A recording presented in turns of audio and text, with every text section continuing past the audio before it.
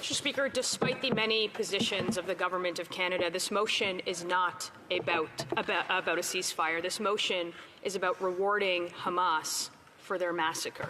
This motion is a vote to reward the murder, the rape, the kidnapping of Israelis, and this motion is deeply irresponsible for this Parliament.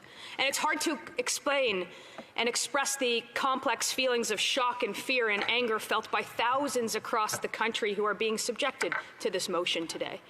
It would have been enough if they were shocked by the public displays of blatant anti-Semitism in our streets, driven entirely by the irresponsible rhetoric in this House. It would have been enough if they were fearful for what lies ahead in Canada. It would have been enough if they were only angry and betrayed by this government's duplicitous attempt to be all things to all people, like we just heard. But today, the blind sellout to the forces of evil at home and abroad is what should be a wake-up call like no other to every freedom-loving Canadian who has built any piece of this country and who enjoys everything that those before us had built for us. This would be a ceasefire motion if it called for Hamas to lay down its arms, to surrender, and for immediately to return every single hostage, bring them home. It is not that. In the face of some of the world's most vile anti-Semitism and in the wake of the deadliest day for the Jews since the Holocaust, this government and this Prime Minister, held captive by its NDP overlords, are giving in to terror. And this motion is only the latest example of that. Since October 7th, as Hamas launched an unprovoked and unjustified attack on innocent civilians in Israel, where hundreds of men and women, young and old, were raped, murdered, tortured, and taken hostage, more than 100 of those hostages still being held captive. This motion is not only an abandonment of the ongoing fight to bring those hostages home, it is an abandonment of our ally in Israel, and more than that, it is a blind giveaway to Hamas terrorists and those who seek to undermine democracy, freedom, the rule of law in the Middle East and in the Western world. It is an insult to everyone who lost a family member in the attack, to anyone who witnesses a nation, an ally, paralyzed by the forces so barbaric, so evil, that discussing this motion today flies in the face of civilization and the future of a Palestinian people free of Hamas. There is a reason, Mr. Speaker, that Canada has a long-standing policy of not negotiating with terrorists. It's because it rewards barbarism, and worse, it provides an incentive for that barbarism to continue and even escalate. I want members of this chamber to think long and hard about what many concessions in this motion mean for peace. In the short term, they mean that Hamas will remain intact. They mean that no more members of Hamas will be brought to justice. They mean that no more hostages will likely be brought home. In the long run, they mean that Hamas will be rewarded for their decision to attack a democratic nation.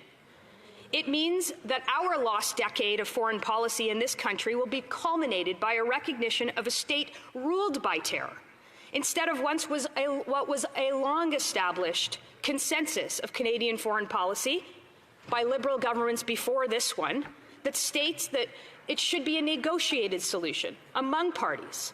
And the Government of Canada supports parties who want to see a future of two states living side by side in peace and security in a negotiated settlement. It is shocking and it is shameful that elected representatives here in this place would support such a dead giveaway to a group literally defined as terrorists by Canadian law.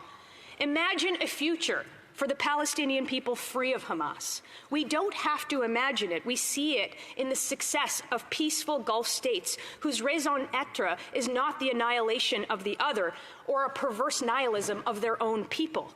But we shouldn't be surprised, however, after 8 years of this Prime Minister and his Liberal government, our nation has abandoned almost every principle that we used to be known for on the world stage.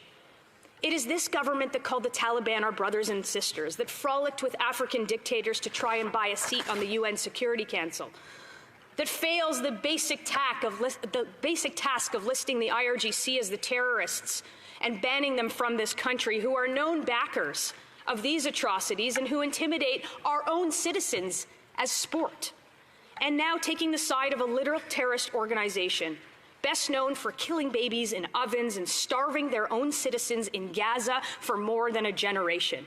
Yes, peace is needed in the Middle East. And yes, we all want to see an end to violence, and we all want to see aid reach those who are absolutely in need of it. And yes, we want to find a long-term solution that helps both innocent Israelis and innocent Palestinians live in peace and security. And yes, Hamas is responsible for all of the carnage that sets these goals back.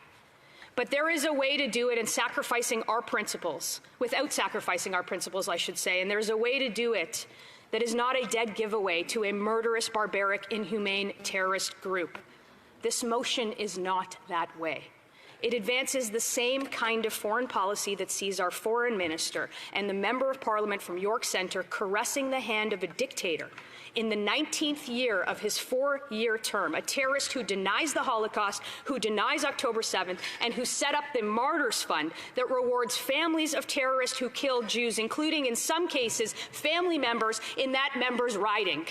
There is no other words than shameful for that, and today she will have a free vote on this motion, and we will all be watching. And if she puts her community first, we'll see if she puts her community first or if she's just a sellout to the Prime Minister and the radical mob once again. As this is not about foreign policy, but the heartless ploy to placate the domestic audience by a government that has lost its way. I'm not afraid for my community to see the tragic support of a deeply illiberal government stand against them, but I am afraid for our country and for our reputation abroad, and most of all for the values that this country is formed upon, the values of order, of democracy, of justice, of freedom, and the precedent that is being set here today with this motion. The casual and gradual erosion and disregard of the very beliefs that make this country special, sending a signal that we